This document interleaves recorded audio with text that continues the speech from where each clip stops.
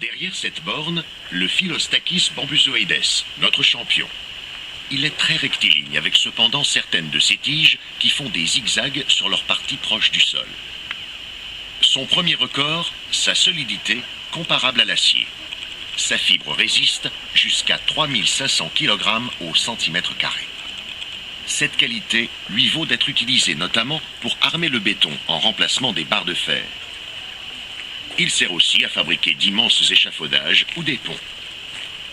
Notre bambou ne se contente pas de ce record. Ici, nous avons mesuré un été une tige qui a poussé de 1,08 m en 24 heures. Même si la croissance moyenne des bambous est de 15 à 20 cm par jour, nous avons affaire ici au champion des champions. Le bambou dispose d'une véritable réserve d'énergie dans le sol.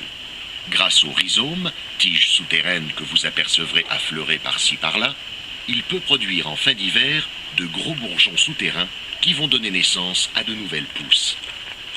À leur sortie de terre, elles ont déjà leur diamètre définitif et disposent de tous leurs entrenœuds empilés comme des assiettes. Pour se protéger, la tige a des gaines disposées à chaque entrenœud qui tomberont par la suite. Le reste n'est qu'une question d'élongation de la tige qui, en 6 à 8 semaines, va atteindre sa taille définitive, puis développer ses branches et ses feuilles. Elle ne grandira plus et renouvellera juste son feuillage chaque année, avant de dépérir au bout de 10 à 30 années, laissant la place aux tiges suivantes. Dans l'allée d'entrée, vous pouvez voir un autre champion, le séquoia géant, un arbre qui peut atteindre 120 mètres de haut en Californie.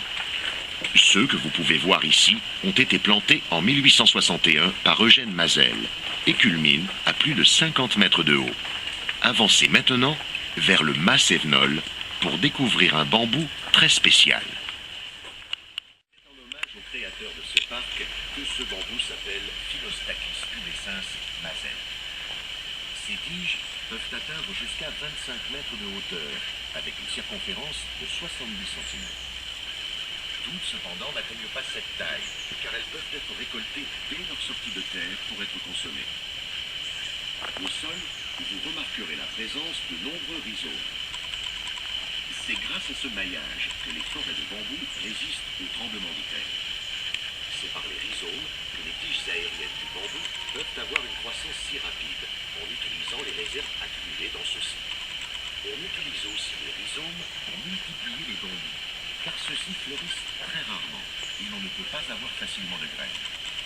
Avancez donc en admirant ces bambous géants avant de découvrir une plante sans laquelle il n'y aurait peut-être pas de voiture. Ce drôle de végétal, il a un tronc et ce n'est pourtant pas un arbre. Regardez ses feuilles et vous devinerez de quoi il s'agit. Et oui, c'est une fougère. Une fougère arborescente. Véritable fossile vivant, les fougères arborescentes étaient déjà présentes avec les bambous à la préhistoire dans les forêts brumeuses où venaient brouter les dinosaures. C'est un végétal qui pousse très lentement, environ 1 cm par an. Rien à voir donc avec les bambous qu'elle côtoie ici. Bien qu'elles ne poussent pas vite, les fougères arborescentes étaient présentes en telle quantité il y a de cela des millions d'années qu'elles ont permis de constituer en mourant et en se dégradant une part importante des réserves de pétrole. Et le pétrole, ça sert à fabriquer de l'essence. Alors, la prochaine fois que vous monterez en voiture, ayez une petite pensée pour elle. Mais laissons notre fougère et allons maintenant voir un arbre très ancien qui résiste au feu, à la pollution et fournit des médicaments très utiles pour l'homme. Cette borne est un lit, longtemps planté dans le cimetière. Un cheval est mort pour avoir osé planter ce feuillage. Après faible dose, la molécule de toxine qui est présente dans la structure végétale est utilisée pour soigner certains cancers. Mais dès que la dose est suffisamment importante, la même molécule entraîne une mort certaine. L'if est aussi un arbre dont le bois est utilisé dans l'antiquité pour faire des armes. À côté de l'if, le Cryptomeria est un conifère dont la couleur change en fonction de la température. Nous sur ce nom d'arbre thermomètre. Vert tendre,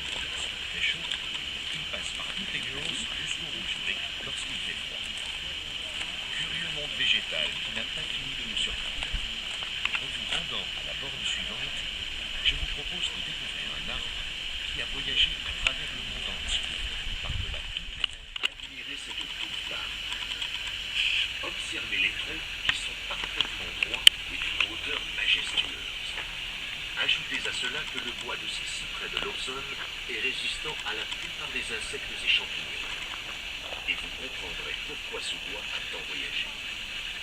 Rappelez-vous l'époque glorieuse des voiliers qui, à travers les océans, ont permis les échanges entre des pays très éloignés. Avec toutes ces qualités, le bois des cyprès de Lawson fut longtemps utilisé pour fabriquer d'excellents mâts de voiliers, ce qui faillit faire disparaître l'espèce. Autre caractéristique intéressante de ce conifère, il fait du marcottage naturel. Le marcottage, c'est le fait d'enraciner des branches en contact avec le sol pour donner naissance à un nouvel individu. Et notre arbre aime le marcottage. Regardez comme ces branches descendent jusqu'au sol, jusqu'à le toucher pour s'y enraciner.